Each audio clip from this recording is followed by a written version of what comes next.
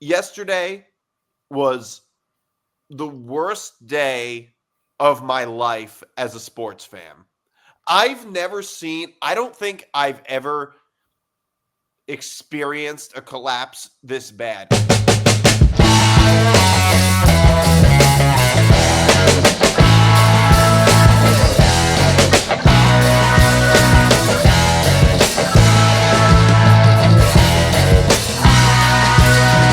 Hey, what's up, everybody? I'm Nick DiMartino. That's Johnny Montalbano. This is another edition of Moving the Goalpost. You can follow us across social media at MTGPETB and the Empty the Bench Network at ETB Network. You can follow me on Twitter at Nick DMart and Johnny at Montalbano NY. You can watch all Empty the Bench shows on YouTube.com/ETB Network, and you can listen to Moving the Goalposts wherever you get your podcasts. And make sure to like and subscribe. And this show is presented by Playback. Stay tuned for later in the show to find out more. All right, so this was possibly the biggest sports weekend, possibly of the year, certainly for me. But this we have to lead with, is Packers Cowboys. The game ends in a tie. And my thought is ties are not created equal. Even though the game ends in a tie, and that's what it counts in the standings, I think that usually a team wins a tie and a team loses a tie. And in this case, I think Dallas lost the tie. To me, this is just such a missed opportunity for Dallas. The Packers completely. By the way, the other side of the story is the Packers have just been so bad on the road these past couple of weeks. They beat the Lions and they beat the Commanders at home. But the Packers, I guess there's a weird tendency that team struggles a lot on the road. They lost to the Browns last week, and it's the second time in a row that their defense completely collapsed late in the game. And they gifted Dallas that game, basically. They gifted them that game, and it was such a missed opportunity for Dallas. They had 4 plays at the goal line. The pass that Dak Prescott completed in overtime to where I think I forget who it was. The wide receiver catches the ball, somehow gets both feet in. It was like a Patrick Mahomes or an Aaron Rodgers type of play. The number of times that Dak Prescott's going to complete a pass like that is so tiny, and they still couldn't convert. They still couldn't win the game. Yeah, you know what the Cowboys feel like this year, Nick D? They feel like the Bengals of 2024, and I think Dak Prescott's going to be the 2025 version of Joe Burrow, where he's going to have to put the game on his back and have to do everything, and it's still not going to be enough. And remember, also they played this game without CeeDee Lamb and without a couple of other guys. Like they're starting to deal with some injuries on top of everything else. But Dak's numbers were great. The Cowboys played well enough to win.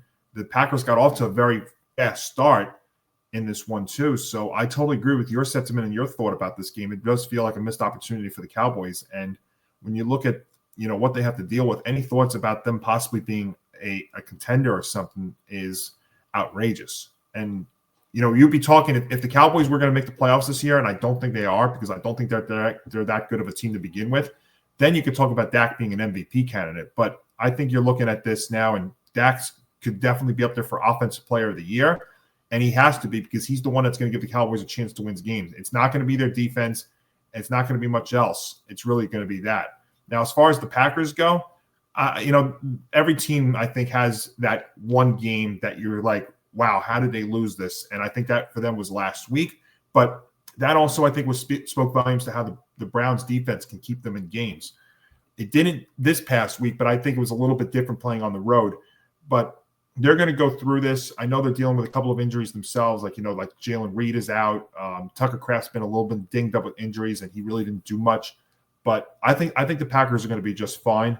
But, if you're talking about from the Cowboys side of things, I think it's a whole other story.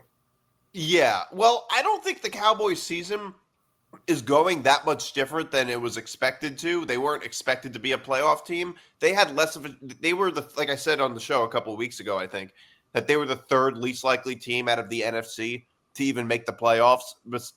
Only the Panthers and Saints had a lower likelihood of making the playoffs than the Cowboys, at least based on Vegas odds. So it's not exactly surprising. I wouldn't say it's the same level as the Bengals last year, because the Bengals last year had Joe Burrow as his, Joe Burrow is definitely a tier above Dak Prescott. And also, it was just like they were probably, at least going into the season, more likely to make the playoffs than the Cowboys. Not to mention the fact that the NFC is a deeper conference than the AFC, and it's like they got beat out by the Broncos and the Chargers, whose seasons just kind of crashed and burned at the end of the year. So it was, I think it's a little different, although I do see some similarities. Now, in terms of, when it comes to the Packers, it's like, I think the Packers are going to be fine. Although I think there was this expectation that there was going to be a passing of the torch, so to speak, in the NFC North, that the Packers were then going to, especially since they got Micah Parsons, were expected to win the division. And now I got to tell you, I don't think the NFC North, or at least three out of the four teams in the NFC North, don't really look all that much different than they did last year. Like, people were talking all about the Lions, and they lost their coordinators. And so far, the Lions kind of look the same as they did last year. And it's a similar type of thing with the Packers. Like, they don't really look all that much different. So I don't even think the NFC North power dynamics are going to change all that much outside of the Vikings. And like I said, this is the problem. The thing with the Packers is that they've just shown an inability to play on the road. And they lost 2 games in a row that they were favored by like about a touchdown or more. I don't remember how much they were favored by against the Browns. It was 8.5 against the Browns 2 weeks ago, and then last week, and then Sunday night they were a 6.5 point favorite at kickoff against the Boys. Okay, so they were pretty heavy favorites in both those games, and they ended up losing both those games when they had a lead. Like, it's not like the Cowboys dominated most of the game. The Packers were winning most of that game, but late in the game, their defense completely was just dysfunctional. Yeah.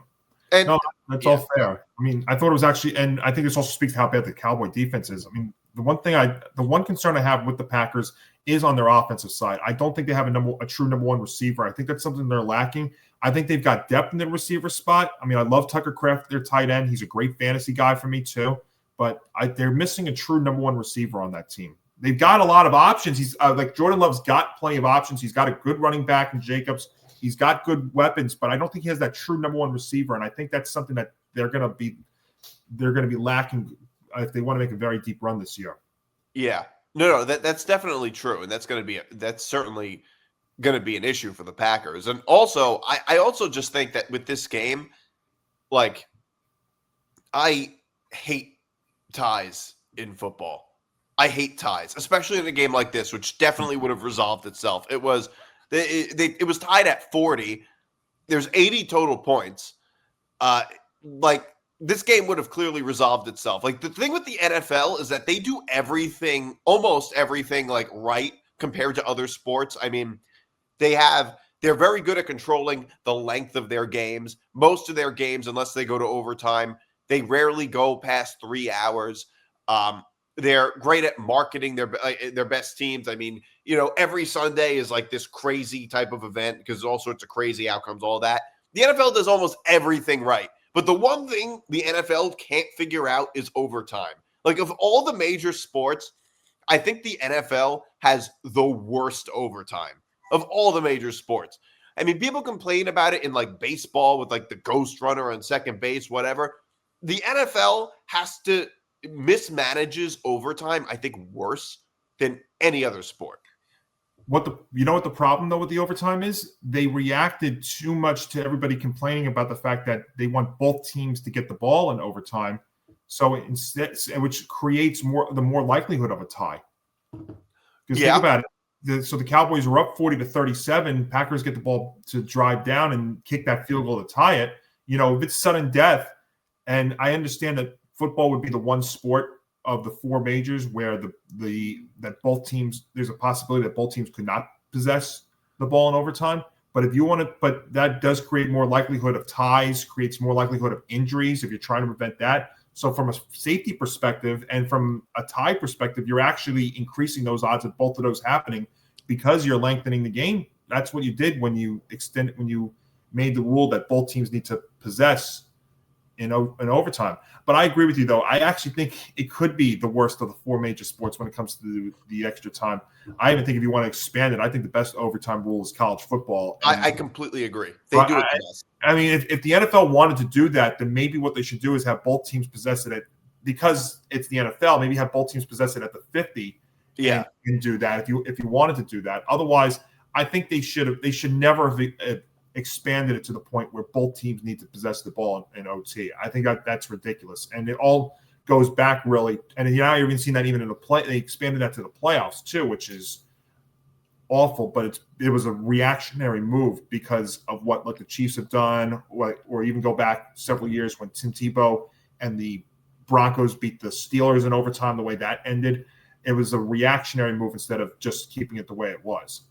No, I think they should do it like they do in college, but instead of getting it at the other team's 25-yard line, they get it, like you said, the 40 or the 50. I would say 50, or you could say 40 because if there's like a kickoff that goes out of bounds, they spot it at the 40. You could do that, but I don't know. Maybe that's something that is years down the line that they could do that if you want to, because that would also it wouldn't be that long, but then you have to decide if the game goes 2, 3, 4, 5 overtimes. And I think the NFL wants to avoid that, of course, as well. Yeah. I just think the ultimate mistake really was having both teams possess the ball. I mean, look, if somebody gets in and they drive down the field, I mean, that's on your defense for not stopping them. Go ahead.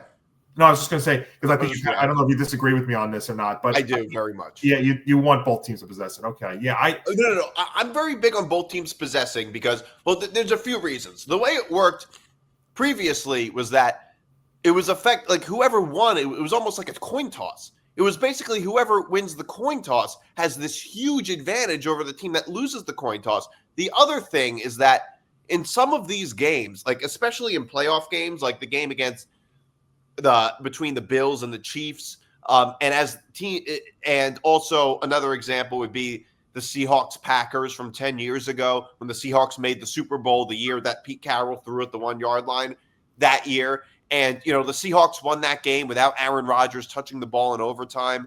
And the problem with it is that no other sport functions that way. Like, it would be like not allowing both teams to possess the ball would be like if in baseball they didn't play last licks. They only played one half of an inning in extra innings.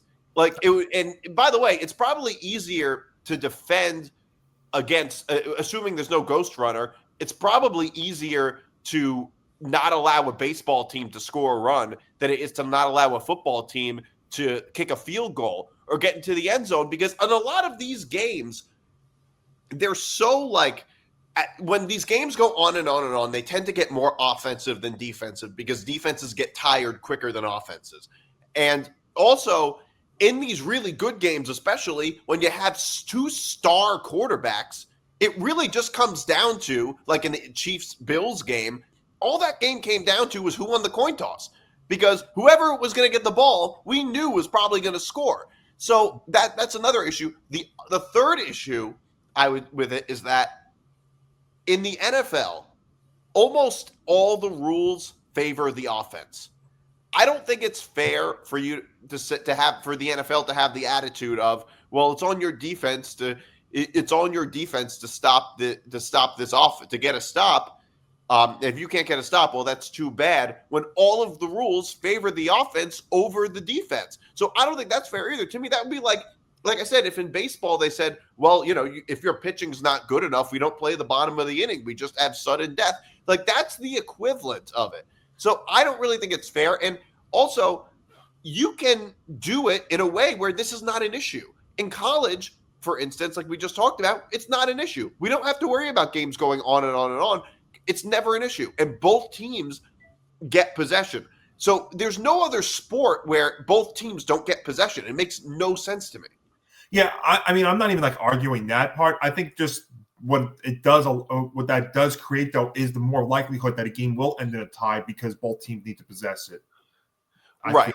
That's all. That's why I'm really bringing it up, to be honest with you. Otherwise, I mean, you are right about that. It is the only sport of the four majors, and even if you want to go into college, that both team that it's set up like this. I'm just saying that's what it just creates for more of a tie. But truth be told, we're really talking about something here that is extremely rare. I mean, we have not had a tie in the NFL, I believe, since 2022.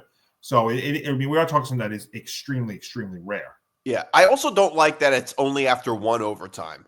Like in this game, they couldn't have played another overtime. And even if in the NFL, if you were to like give teams the ball at the other team's 25-yard line, I mean, I don't know how much different it would be than in college, because in college, a lot of those defenses are just so bad. It's a lot easier to score against the defense in college than in the NFL. And there are some teams that are really just dysfunctional when they get to the red zone.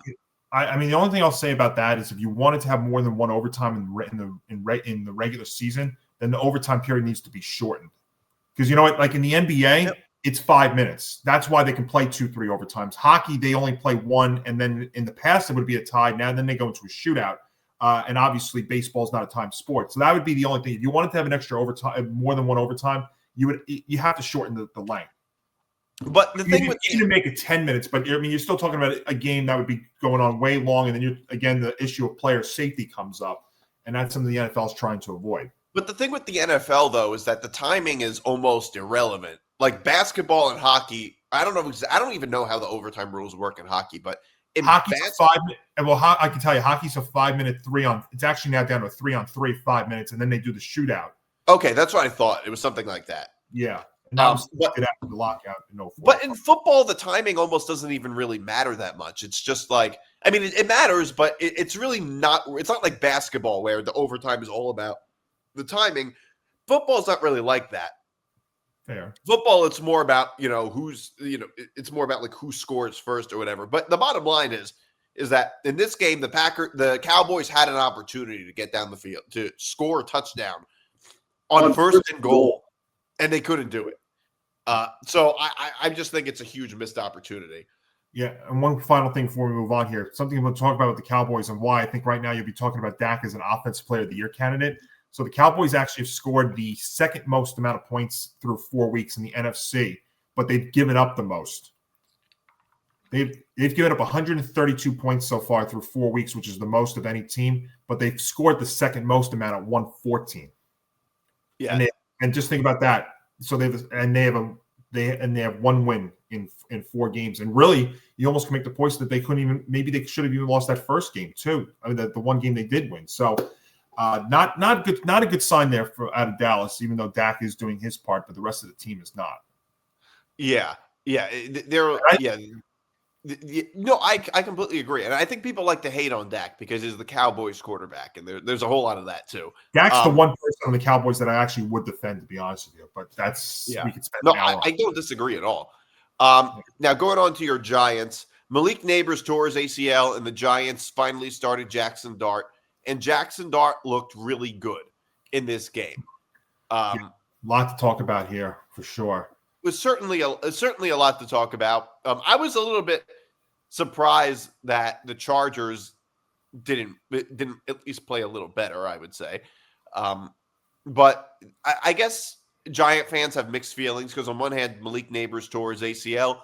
The thing is, the Giants weren't really going anywhere anyway. It's not like it ruins a potential playoff run. So overall, I would say if you're a Giant fan, it's mostly a good week because there's at least some promise in the way Jackson Dart looked. And that, I think it would have been much worse if Jackson Dart went out there and just looked terrible. Yeah, there's a lot to take away from this. I was not a fan at first of starting Dart on Sunday, but everything just worked out to a point why he almost had to start. In that, Russell was so bad in week 3. The fan base was panicking so much. Brian Dable was probably was panicking for about his job security. And I think the other thing too is I think if the fact that this game was home was also a big factor in all this. Let's say this game was in LA at SoFi Stadium. I think Russell would have started Sunday. I think the fact that this game was home, and I think they were factoring all of that in, is why they decided to give Dart the start as early as they did. Because, I mean, it just came off of 2 weeks earlier, Russell having the game of his career. And it was like, wow, so really? But I think it was coaching. I think it was home field. I think it was fan base pressure, and that's why it ended up happening. And you know what? Look, Jackson Dart played great. I was actually surprised how well he did, because I know Jim Harbaugh is very good against rookie quarterbacks, and also the cross country travel. The Chargers has not had an issue since Harbaugh has been the head coach. I think, though, there's a couple of things also with this too, in terms of how bad the Chargers looked at first, and they did pick it up second half.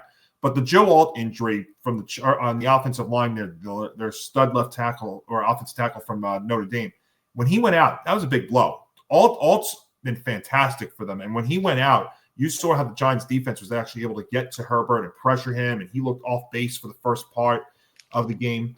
But they took advantage of that. That first drive when they went right down the field and scored, I mean, that was the loudest and most energetic I've seen MetLife Stadium in terms of the Giants side in a very, very long time. So, yeah.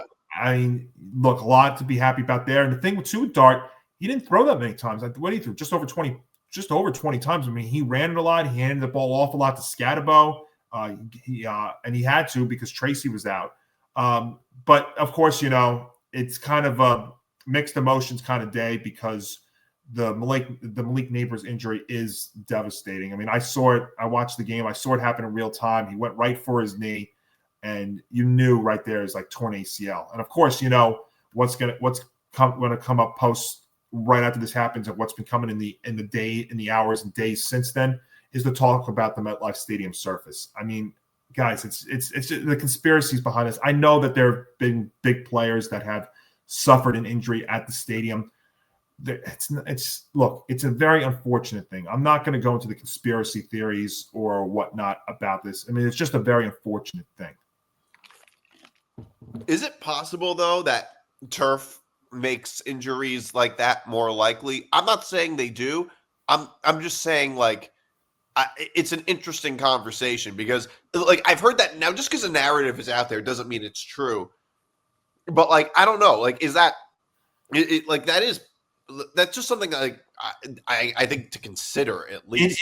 It would have to happen more often for me to believe that is the case. I'm no expert on grass versus turf or whatnot. I'm not even going to pretend to try and be an expert in that category. But I mean, because somebody was showing me the injuries, like the players from even the Giants side that have gotten hurt there. I'm like, guys, I need more of an example than just that.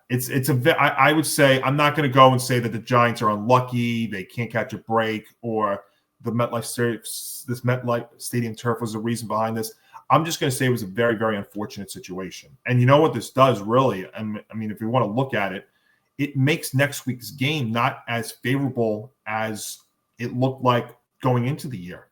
Next week's game, next Sunday at down in New Orleans against the Saints, looked like one of the few favorable matchups going into the season. And honestly, now that you don't have your number one receiver out there, and the way that the Saints are playing, it's not as favorable as it looked like just a couple of weeks ago.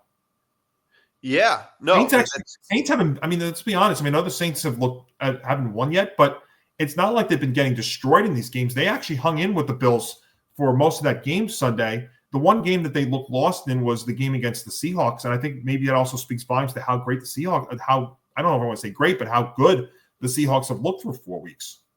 Yeah. And also, it's one of those games where the Giants the Giants have nothing to gain, because they don't get credit for beating the Saints. Like, even if they end up beating the Saints, nobody's going to give the Giants a lot of credit. But if they lose, well, that's just the whole talk for the next week, at least, is that they couldn't beat the Saints. Well, yeah, and I've already seen some anti-Giant fans already come out, and anti-Giants media already trying to discredit this win Sunday against the Chargers, which I think is absolutely preposterous. No, it's a really good win. It says it's probably the best win they're going to have for the season. Yeah, and they're going to have the Giants weren't going 0-17 this year, and people like to talk about it like they'd be the same people that if the Giants lost this game 55-0 and would go 0-17 this year would be the first to criticize them. So they're trying to have it both ways, and the truth is you really can't. I mean, there were some things. There were some good things you liked. The pressure that they had. The Joe Alt injury was a very big blow to the Chargers. And honestly, like they held McConkey in check. I know Johnston had a good day, and their rookie running back Omarion Hampton had a good day. But I mean, they they pretty much flustered Herbert a lot in this game. Yeah. And the thing we talked about is in their defense, not really being that dynamite defense. I thought it was one of their better games they had played in quite some time. Yeah, and they held Justin Herbert to 18 points. I mean, that's really just not all that bad. Yeah. Rams beat the Colts, and I don't know what it is with the Colts, but it seems like it's another thing with the Colts, players dropping the ball before they get into the end zone. You know what's really weird about this particular type of gaffe is that you see it way more in the NFL than you do in college. When's the last time we saw that in college? I'm sure it happens sometimes. It happens in college too, but I feel like it happens a lot less. Well, it does. And the last 2 times now this has happened have both been by Colts players. Mm-hmm. And think about it. There's no, you know what's funny about this? So last year when Jonathan Taylor did this, it pretty much killed the Colts' chances of making the playoffs. Yeah. And in terms of this game, it pretty much killed their chances of winning this game. Yeah. I mean, there's a good chance they would have won this. They played well enough. Now, Daniel Jones was not as good as he was the first 3 weeks. I think you kind of had to expect a little bit of a reality check, but he was not as great as he's been before. And, I think it also speaks the Rams just, Kyron Williams, Puka Nacua was outstanding. Matt Stafford continues even at, 17 years into his career, still putting up phenomenal numbers. And you had to think that the Rams were going to be angry after the game last week when they, had a 19-point lead against the Eagles. Their offense was great, but their defense fell apart. And you had to realize that they were due for a bounce back. And I think the Colts were due for a little bit of a check. They still had a chance in this one, but 3 picks by Jones. But yeah, you wonder now if the Colts now go on lose a couple in a row, they're going to look back at this moment. And it was funny because I looked at the replay and they showed a slow motion replay of this. And it almost at one point looked like maybe the ball slipped out of his hands. But even still, he was celebrating. He was still 2 yards shy of the end zone when he's already starting to celebrate. And I'm like, even still, hold the ball. I mean, come on. I mean, you just it's unbelievable. I mean, Shane Steichen, I'm surprised didn't have a coronary because now he's been the victim. His teams have been the victim of this twice in a row. And if they start to falter, they're going to look back at this moment and say, what if? Because they could very well have won this game. It was also a really bad holding play, a really bad holding call on not a bad call, but it was like a terrible penalty. A huge call, yeah. And the officiating was out of full force this past Sunday. It's unbelievable. The thing with the Colts, though, is that, first of all, they kind of arguably gave away this game. I mean, it's possible the Rams win the game anyway, but the Colts easily could have won this game. Let's not forget the opposite happened to them against the Broncos. But to me, the way I see this game is that, look, they went on the road, even though it sucks.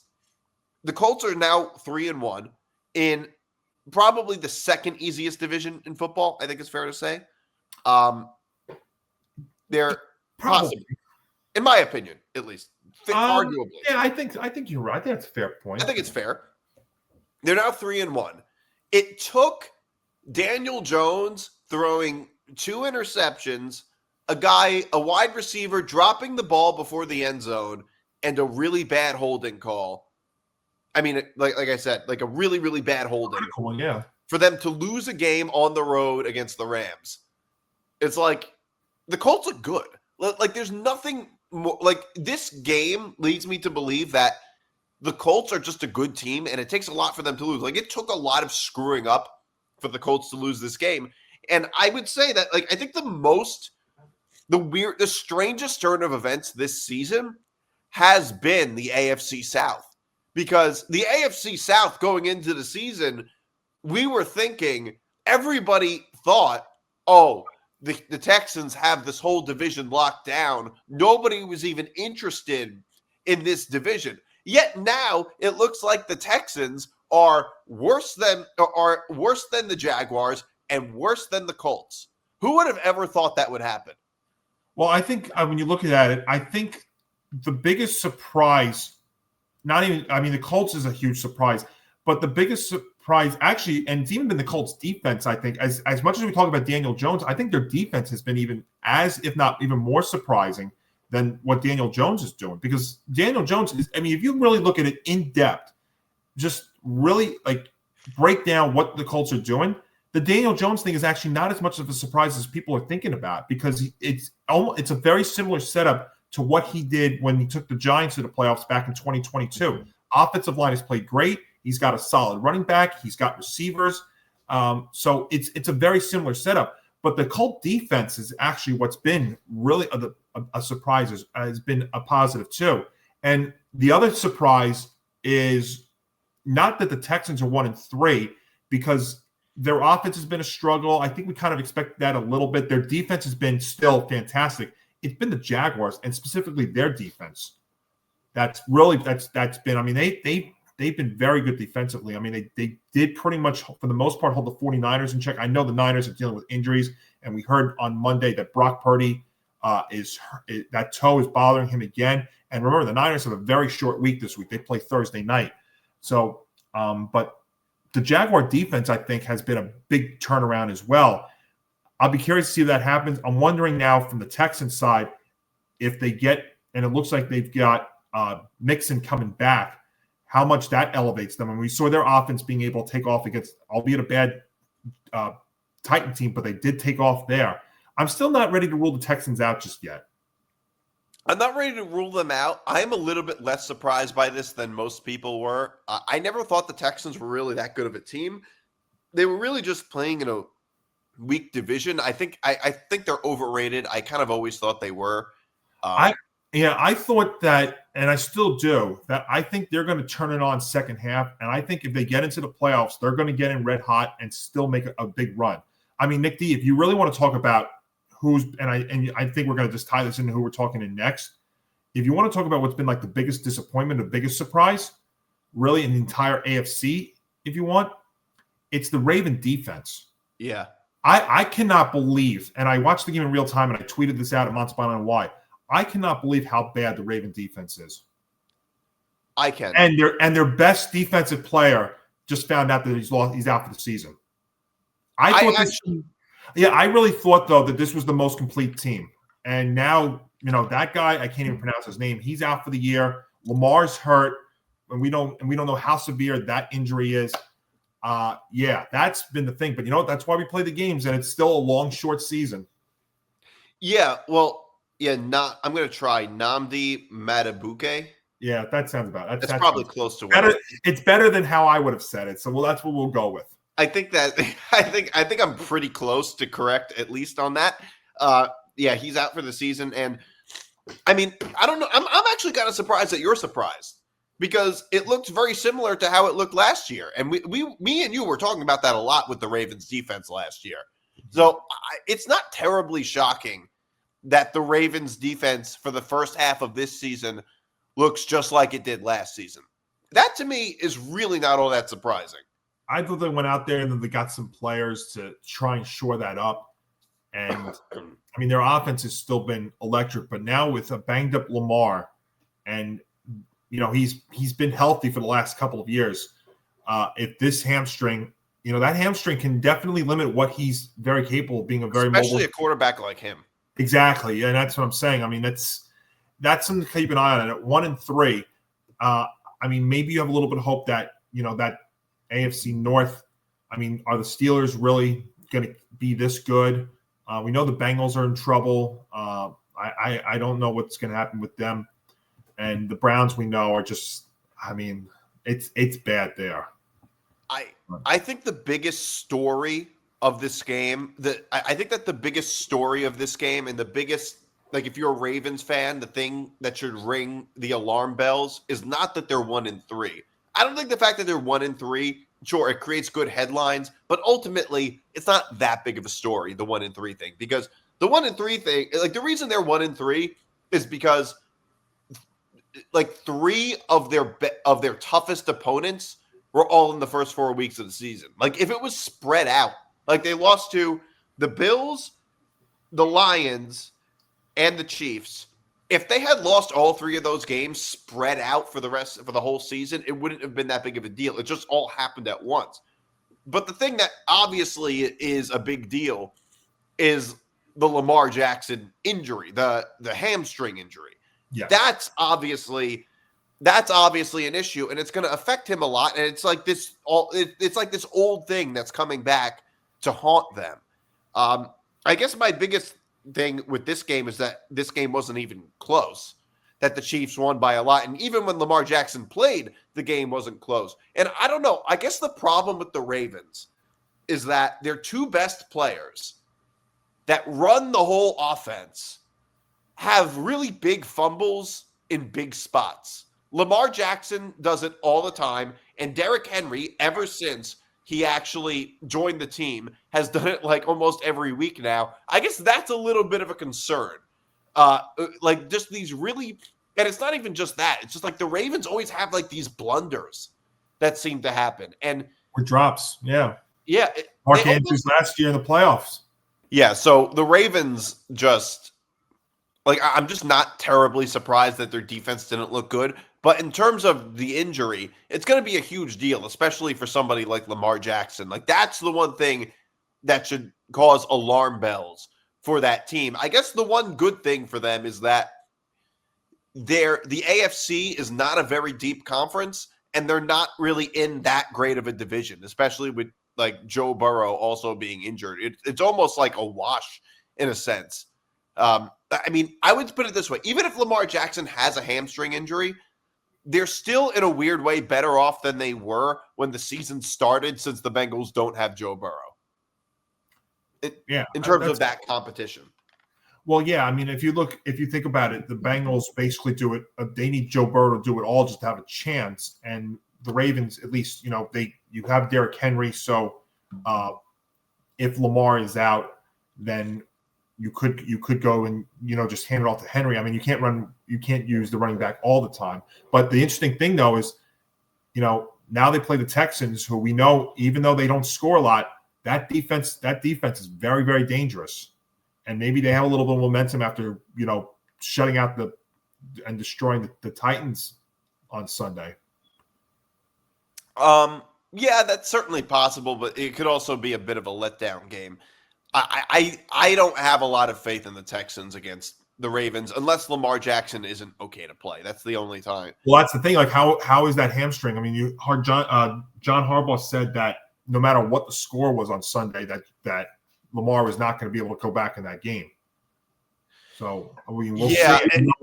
And the thing is, if guys like Danielle Hunter and Will Anderson Jr. are able to get through that offensive line and get to Lamar, if he plays and he's not 100%, I mean, we've seen guys try and go out there not 100% and making things a lot worse.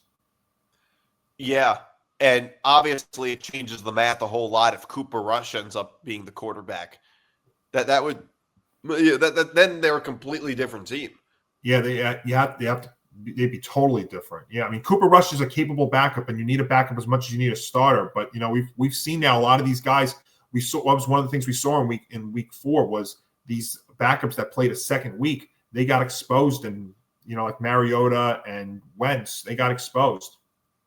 Yeah. I also want to talk a little bit about the Eagles. The Eagles beat the Bucs 31-25. The Eagles are the only team probably in the history of the NFL that can not complete a single pass for the entire second half and still win the game. And it wasn't even like it was on purpose. It wasn't even on purpose. It wasn't that like they said we're not going to complete any more passes because we're up by 30 points. It's like they couldn't complete a pass, and they somehow beat the Bucs. Well, yeah, and what's interesting? What I feel like the Eagles are so far? They feel like they're the Chiefs of last year, in that they're not winning pretty, but they're getting by. They're getting the job done. I think the Bucs. If you look at it from the Bucs side, I think you saw the injuries from the Bucs, especially on their offensive line and stuff, and even the Mike Evans injury play a big factor into this. And there's no coincidence that when Mike Evans is not there, the Bucs don't win. Yeah, and well, the thing with the Bucs is that this year they're just. I think they've been really good at screwing games up late in the game, at screwing things up late in the game, especially on special teams, particularly like they did against the Texans and against the Jets. And Baker, I think this was just a missed opportunity for the Bucs. They really should. I mean, when Baker Mayfield threw that interception in the end zone, that was such a screw up by Baker Mayfield. You throw the ball away. You don't try to force a pass. It wasn't third down. It wasn't fourth down. It was first down. It was first down, and he tried forcing a pass and throws an interception. That play killed Tampa Bay. Yeah, the one thing with Baker is he's prone to that. So that one mistake. I mean, he's still been great this year, but I think that, with the Eagles, is it like Drew Brees has been saying, boring? Perhaps, but you know what? They're winning. I mean, they're 4-0. I mean, it doesn't matter how you do it. 4-0 is 4-0. It's not college where it matters the way you win. I mean, now the only thing with that is, and we saw this with the Chiefs last year, is that can only happen for so long, and then you'll get exposed, and then ultimately get into the big game and you get destroyed. I mean, that's I think what ultimately did them in last year. But I mean, the Eagles are getting it done, and I mean, I think that's really all you can ask for. And you think about it, they're doing this year without Jalen Hurts doing much on throwing the ball. Saquon Barkley, who's having a down start to this year, whether for whatever the reason it is, maybe it's the workload that he had last year is starting to affect him a little bit this year. But they're still getting the job done. That defense is still dangerous, and such. But yeah, I think the Bucs were kind of due for a reality check after winning their first 3 games by a combined 6 points. And maybe this will happen with the Eagles at some point. Maybe they will have a little bit of a letdown or a game where they fall off for 1 week. But hey, they're 4-0. That's all. At the end of the day, that's all that matters is you're 4-0. Yeah, that's all that matters for now. The thing is, that's what people said about the Chiefs last year too, and then what happened in the Super Bowl. Exactly, and that's what I just said. I think that if you get into a big game like later on in the year or playoffs, I mean that can only survive for so long. But otherwise, you got to get there first, though. So that's. But you know what? I will say this: last year, they were pretty messy too for much of the regular season. They really got it together in the playoffs, but people forget, there was like the Eagles, they weren't really winning beautifully in all these games either last year. Certainly in the first half of the year, like the Eagles are just a team that like they managed to win games, but they managed to win games that it feels like they lost. You know what I mean? Like It feels like they lose a lot of these games, but they just end up winning. That's what makes them a weird kind of team. Like I've never seen a team that is like this. Certainly not in the NFL. Well, it's now what 20 out of I think it's 20 wins in the last 21 games for the Eagles, dating back to last year, and the only game that they've lost in that time was the game that Hurts was concussed in against the Commanders. Yeah. And really, if you remember that game, it wasn't even just Hurts; it was the ejection to Gardner Johnson that changed that game around too. So it's 20. Then I think it's like 20 straight games that Hurts has finished that they've won. And you know what? He's not doing it pretty. He's not putting up the numbers, but the team's still getting the job done. And like you said, you and I think both agree on this. It could get by for now. I mean, but they have plenty of time to figure it out. I mean, it is just the start of October. It's still a long, short year in the NFL. That's for sure. Yeah, no, certainly. Hey fans, Novig is here to change the way you play. Available in 35 states, including California, Texas, Florida, and New York, Novig is America's #1 sports prediction market, and it's 10 times more profitable than traditional sports books because there's no house edge. Instead, you're betting directly against other sports fans just like yourself. Novig is also the only free exchange, which means you keep every dollar you win, whether you're putting plays down on the NFL, the NBA, the NHL, Major League Baseball, college sports, or even UFC and tennis. Novig gives you the power to pick the best odds, or better yet, set your own. Sign up today with the code ETB Network, and you'll get 1,000 Novig coins plus $5 in Novig cash, and special bonus offers like spending $5 and getting $50 back. Novig, where fans play smarter. You must be 21 years or older to play. Please gamble responsibly. Gambling problem? Call 1-800-GAMBLER. Moving the goalposts is presented by Playback. Watching sports is more fun with others, but we spend too much time watching alone. Playback is a virtual space where communities can stream live sports together with everyone perfectly synced up. Creators can hop on stage, deliver their own play-by-play analysis and commentary, and invite viewers up for Q&A. Playback makes watching sports fully interactive and a social experience. From playing fantasy sports, rubbing your favorite players and teams, and watching with the commentators and communities you care about. We're going to lose sports are best enjoyed together. Join our community by going to playback.tv/ETB network to find out more, including our live stream schedule. And now back to the show. Moving on to baseball. We have to talk about this. Yesterday. It's October, Nick D. It's October. Yesterday. Well, it's almost. By the time the show comes out, it's October. When it comes out, yeah. Yesterday was the worst day of my life as a sports fan. I don't think I've ever experienced a collapse this bad. I think this is worse than 2007. I think this feels worse than the Jets in 2011 or in 2015 when they missed the playoffs those years. I'm sorry, not 2011. The 2011 season. This is worse than anything. I think this feels worse. Maybe it's recency bias. I think this Mets collapse feels worse than any collapse I've ever experienced as a sports fan. This is the worst one. There's a lot to get to with this.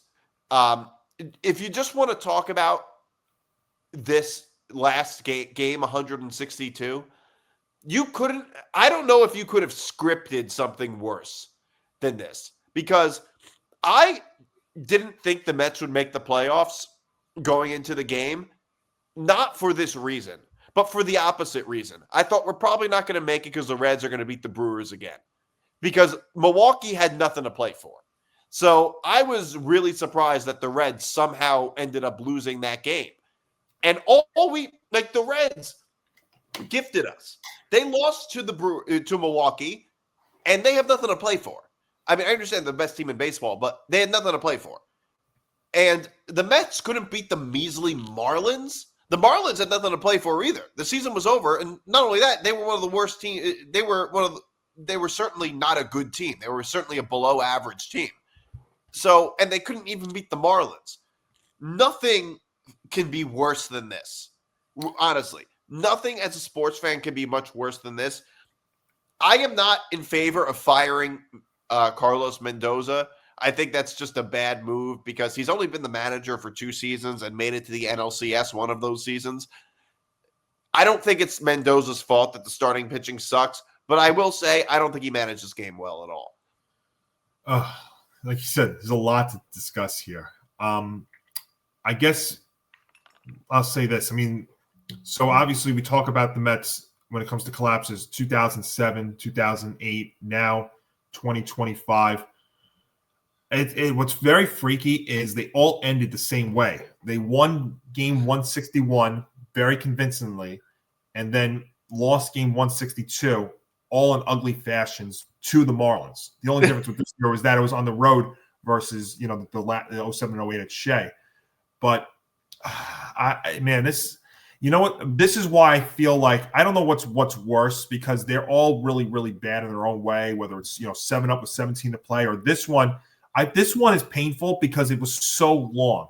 It wasn't 17 games. It was 2.5, 3 months. I mean, this has been since the middle of June. I mean, they were 21 games over 500, best team in baseball at 45-24. I think it was June 13th was the day. And then ended up going, 38-55, which I saw only 5. That was 5 teams that played worse, and 2 of them were the Rockies and the White Sox, who both lost well over 100 games this year. I mean, the Rockies lost 119 games this year. So, I mean, I'll just say this because I experienced it and it still pains me. This is not still the worst collapse in New York baseball. I'll still maintain that the 2004 ALCS with the Yankees is still the worst collapse in baseball, let alone anything else. But it's really bad because the thing is, you had an unbelievable offensive year from your top 4 guys like Lindor, Soto, Alonso, Nimmo.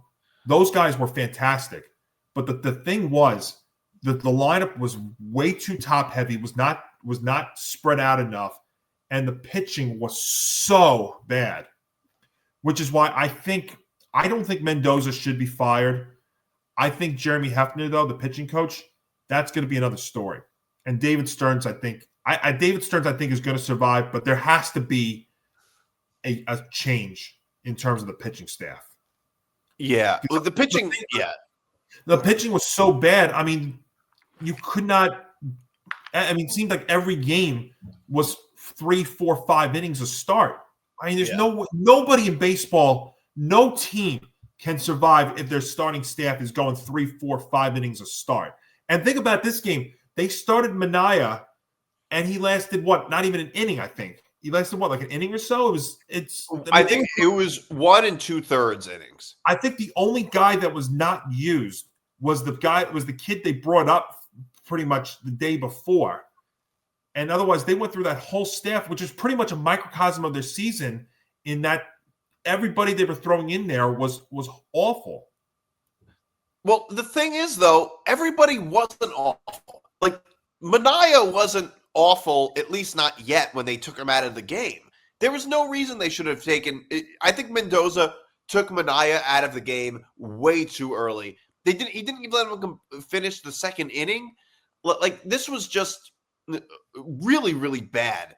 And the problem with doing that strategy, like the Mets did against the Dodgers and the NLCS, when you put in a whole bunch of pitchers, is that, like, when you play, 5, 6, 7 total pitchers that the Mets played with, that the Mets used yesterday, the problem is that it's obvious that some of them, 1, 2, 3, 4, 5, 6, 7, 8 pitchers. The Mets used 8 pitchers yesterday. The problem with using 8 pitchers is that some of them are really just not going to have it. Some of them are just bound to not be, especially with bullpens. We hear that all the time in baseball with bullpens. Nobody's bullpen is really that good or that deep. And that's the problem with using that many guys. And he pulled Manaea way too soon. It wasn't a bad move to start Manaea because they didn't have any other choice. But they never should have pulled him that soon. That was just a bad move. No, I agree with you. It almost felt like they were playing a bullpen game in game 162. Yeah. I mean, we remember last year when we were well, I don't know if you went crazy, but I went crazy over the fact that the Dodgers were using a bullpen game in the World Series. Yeah. Like, it's all, I mean, I don't want to say it's a throwaway game, but you're pretty much, admitting that, by doing that and not going to a top-notch starter. But I understand that the game has changed so much. But I mean, this is just, it's crazy. I mean, again, you get unbelievable years from your top guys offensively. It wasn't the offense that cratered. I mean, they didn't have really a very deep lineup, and you were banking on those top 4 guys. But I mean, the offense did their part, but the pitching just completely fell apart. And it's hard to say that, like, guys like Griffin Canning or Senga. That's one thing, but guys like Griffin Canning, who were great until he tore his Achilles, if they were going to be able to do that for a full season. But I mean, there's no coincidence again that those guys get hurt, and you're banking on these other guys and they don't give you innings. And bullpens, bullpens are not made to go 5 innings a night. Yeah. Unless you expand the rosters and put like 15, and you're allowed to carry like 15 or 20 arms out there, when you're not going to you can't do that. But you know what's crazy is that the Mets lost this series. In this series, the Marlins, they scored a total of 2 innings. A total. Right. They scored a total of. Yeah, they scored. Like, they lost this series when the Marlins scored a total of 2 innings. Just that's it. That's crazy sick to me. That is sick. Now, obviously, the other big news with the Mets, Nick, is the fact that, what's really crazy, like, not even a day after, not 2 days after, not even like 2 hours after the final out, but Pete Alonso announces that he's opting out. Yeah. Now, the thing with that, though, is I don't know if it's really much of a surprise that he is opting out, but it's the fact that it was right away that he's announced that he's opting out. Does that scare you a little bit at all, that it happened so quick? Because I think that's telling that it was that quick. I mean, I guess you could say that. I don't really think it's going to be that much different than last year. I guess the difference between this year and last year is I guess Alonso's value was lower last year because he didn't have a good regular season. I want the Mets to bring him back. I really do, but it does scare me a little bit. And not for nothing, but you want to talk about, and I agree completely that the starting pitching was the biggest problem. However, you can't win a game if you don't score runs. And that was a big issue. And that there were just so many missed opportunities offensively for this team. And like Alonso, that one, I don't know how much of the game you watched, but when the bases were loaded and there's 2 outs, he had that really hard hit ball in the outfield that ended up getting caught. If he at least got under it a little more, it would have been a grand slam. If he got over it a little more, at least would have been a hit and drove in 2 runs. And, it was like sometimes these very like little things. And Alvarez too. Alvarez, what the hell is Alvarez thinking? I have never in my life seen a hitter who swings at worse pitches than Francisco Alvarez. And then, smashes the bat on his leg, which is like, you were just waiting for the knee to blow out too, because he's been battling so much just to try and stay in there. But yeah, no, so the Mets are going to have some very interesting questions between that. We don't know yet. Edwin Diaz is an opt-out option as of when we're doing this. We don't know if he is going to opt out or not. He hasn't decided yet, but that's an option. McNeil, we don't know. Probably McNeil. I mean, I like him as a versatile guy, but I mean, I don't ever need to see McNeil in a Mets jersey ever again. I would not shed any tears. Yeah. Mets going to have some very interesting, very big decisions to make because, I mean, this is the kind of thing that could linger for a while. And, they got Soto for 14 more years. Lindor's there still for a while.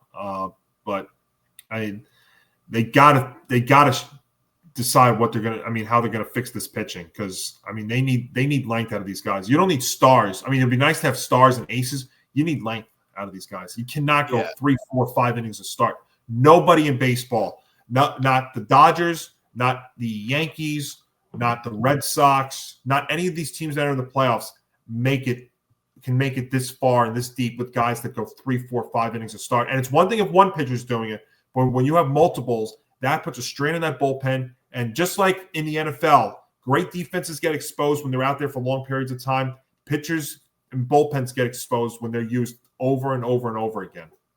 Yeah, and a lot of people are like making this about Juan Soto when like especially Yankee fans are just like obsessing over Juan Soto. Like Keith McPherson's Instagram story is all just about Juan Soto, which I just think is so embarrassing because Juan Soto wasn't even really the problem. Like, first of all, the fact that the Mets didn't make the playoffs this year doesn't mean they made the wrong move signing Juan Soto.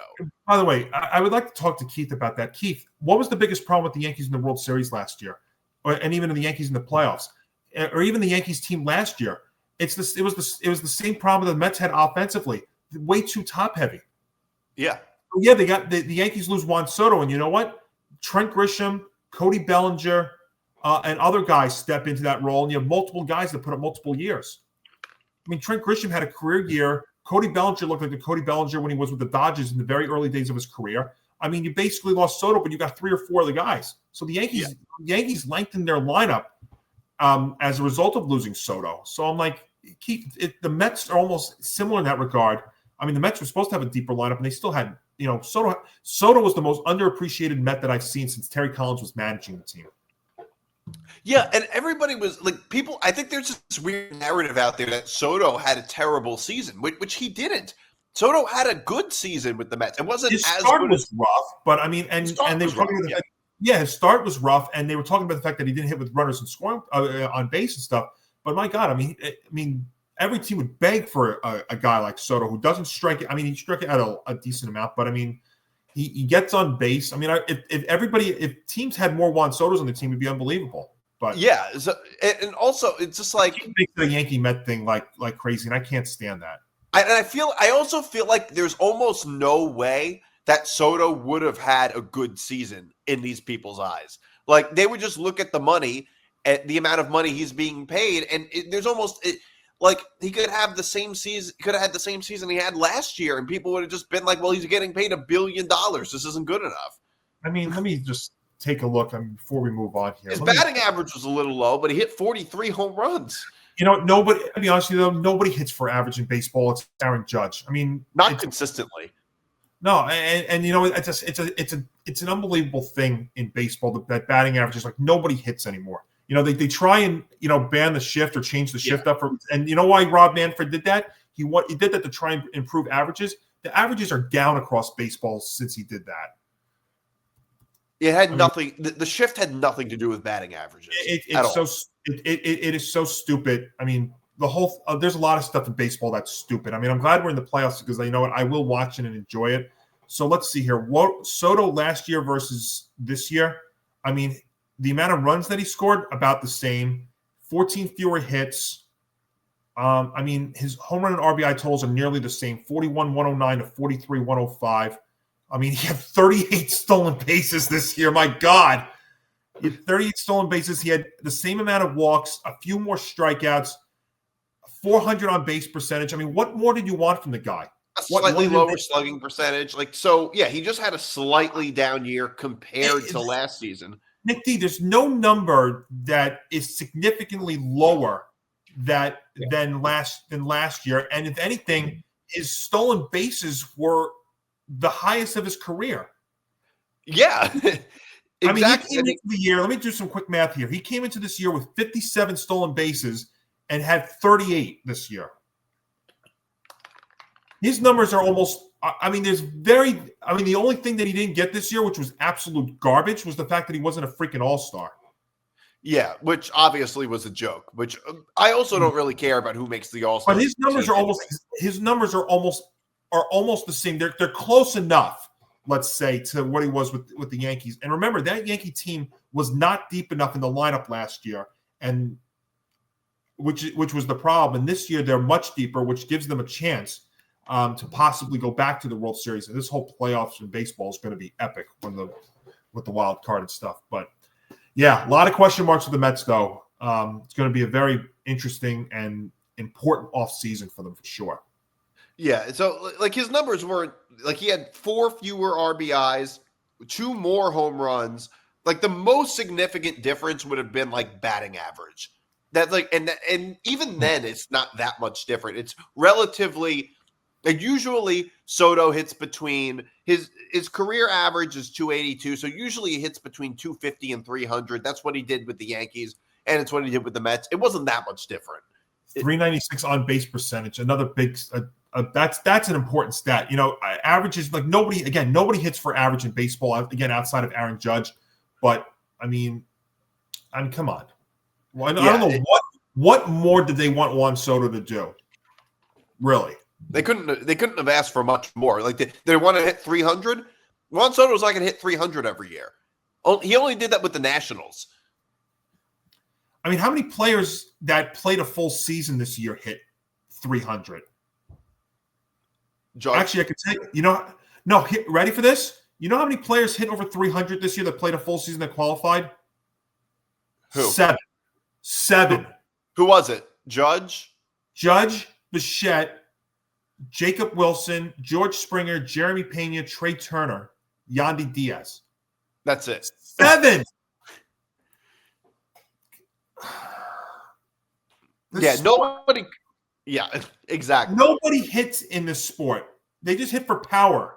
And by the way, for everybody who was freaking out about Juan Soto getting off to a slow start, do you not remember Lindor's 2021 season? Are you not old enough to remember that? Because I do. I remember it, and I remember how bad it was. And it wasn't even just the very start. It was the entire season he was terrible, or most of the season.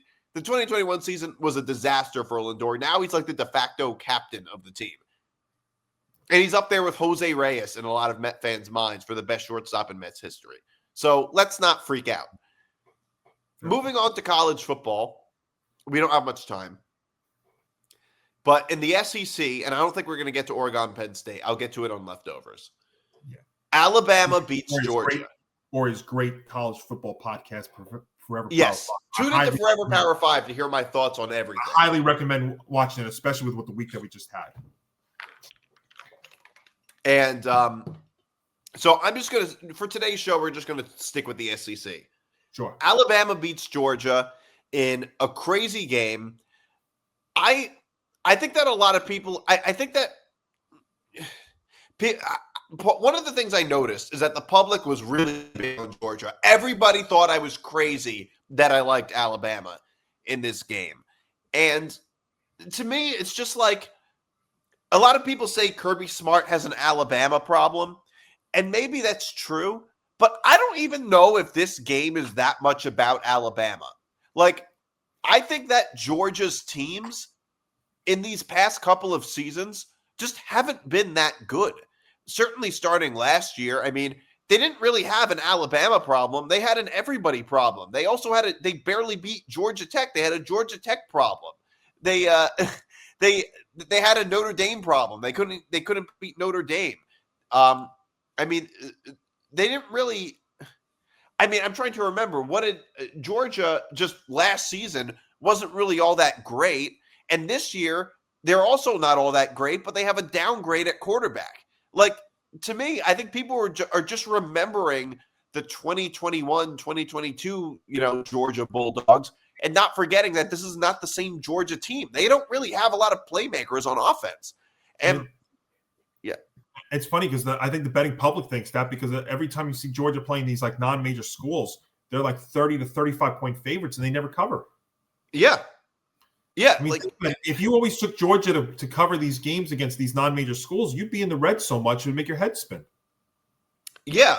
Like last year they struggled against so I'm looking at their schedule last year. Like, yeah, they lost to Alabama. They also lost at Ole Miss. And they were lucky to beat Georgia Tech. So it's like, and they also were lucky they barely beat Kentucky. So they struggled against a lot of different teams. It's not strictly an Alabama thing. Like, people make it about Alabama. I don't really think it's strictly about Alabama.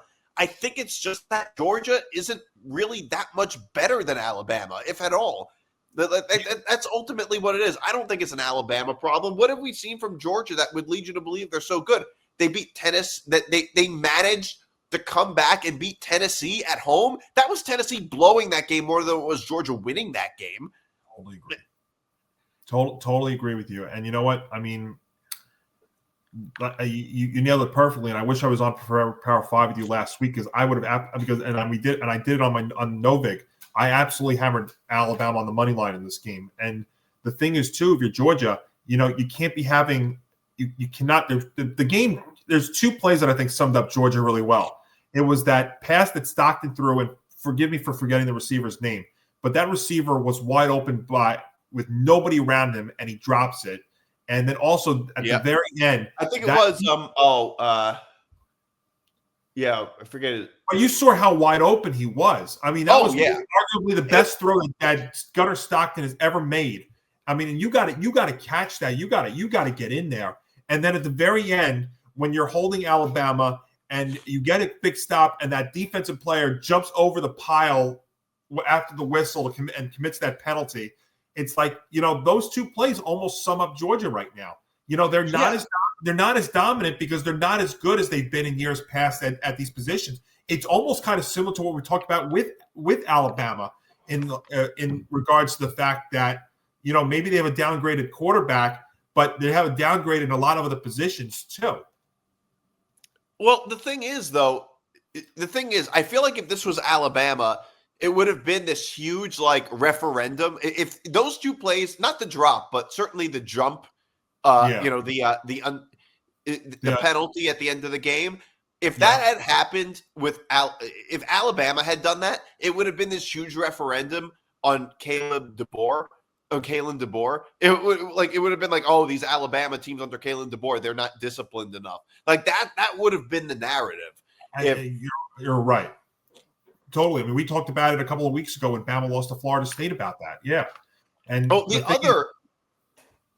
other big play was the sweep to Cash Jones at 4th and goal, and he fell. That was another big one. There are a couple really key plays that that killed Georgia. And I loved on the Alabama side the pitch to the offensive to the tackle who bulldozed his way, and And he almost scored. Yeah, but I mean, Bama needed this too because unlike in years past, they've still got a tough schedule. They've got a lot of challenging games, and their game Saturday against Vanderbilt is all of a sudden becomes a pretty cool matchup. Imagine saying a Vanderbilt-Alabama game would be a great and important matchup, especially with what happened last year. Sure. Oh, sure. Yeah, and that game though was at Bryant-Denny Stadium. And Georgia, the thing they've got now, the problem they have is they don't really have a crazy schedule the rest of the way. Yeah. I mean, who's their toughest opponent the rest of the way out? It's got to be Texas at home. They play Ole Miss at home also, so they have a few good matchups. Well, and we don't know what Texas really is. I mean, we saw, it's the same thing we talked about with like Notre Dame. Notre Dame is going to have to run the table like how they played Saturday. They played it the way they played Saturday and went out, they'll get in. But I mean, I think the biggest problem with Georgia is that they are digging themselves in a hole in the first half of a lot of these games. Can't continuously do that. I don't care who you are. No, again, not many schools can come back like that. Yeah, and Georgia can, but obviously, they ended up beating Tennessee, but that's not a good way to win. Well, the kicker, if Tennessee's kicker makes that kick in regulation, that doesn't they don't win. No. Yeah, if he makes the 40-yard field goal, they definitely win. So or 50 or whatever it was. So, and also in the SEC, Ole Miss ended up beating LSU. I feel like in both of these games, the public was really, really big on the loser. I feel like the public was really big on LSU over Ole Miss. And I just didn't really – first of all, it's very hard to play in the SEC on the road. These games are always very difficult. And LSU's offense has really just been kind of dysfunctional. I mean, their offense looked terrible against Florida. They couldn't run the ball at all. And the same thing ended up happening against Ole Miss. And by the way, that win against Clemson doesn't look so good anymore now that Clemson lost to Georgia Tech and Syracuse. So that win doesn't even look that good anymore for LSU. So I never really bought the LSU over Ole Miss hype. And correct me if I'm wrong, but didn't Ole Miss go into the game favored? They were favored by 1.5. 1.5, yeah. And I think, and you know what, that's the one thing I always tell people if you're betting college games and you see that the lower ranked team is actually a favorite, and especially the lower ranked team is home and they're getting a favorite, that is the biggest trap people make is always taking the higher ranked team. Yeah, it's telling you if they tell you to go that way, I always back the favorite in that spot. It's a rat line. It's exactly right. They were begging you to take LSU. Oh, I know better too, and I've seen that enough times where ranked teams are actually getting 3.5 points as a road team. I always still back the home team and the favorite in that spot. But yeah. You're totally right about LSU. And again, it seems to be a similar story that we've talked about with Brian Kelly teams. Yeah, and also I remember just one more thing. I was listening to Joel Klatt talk about how this was just not enough. This wasn't enough points. Are you kidding me? How is Ole Miss Ole Miss somehow giving points? Easily take LSU. It's whenever you think that's a trap, that's how you lose. It's how you lose. It's absolutely how you lose. But boy, what a college day between that and the Penn State Oregon game, and again, speaking of narratives, the fact that James Franklin's teams yet again cannot win a big game. But in college though, with the 12-team playoff and stuff now, you can afford one of those losses and perhaps two, but after that, you're done. Yeah. So that's our show this week. Thanks for tuning in, everybody. I'm Nick DiMartino. That's Johnny Montalbano. You can follow this show on social media at ETBMTGP and the Empty the Bench Network at ETB Network. And you can listen to all and you can follow me on Twitter at Nick DiMart, Johnny at Montalbano NY. See you guys next week.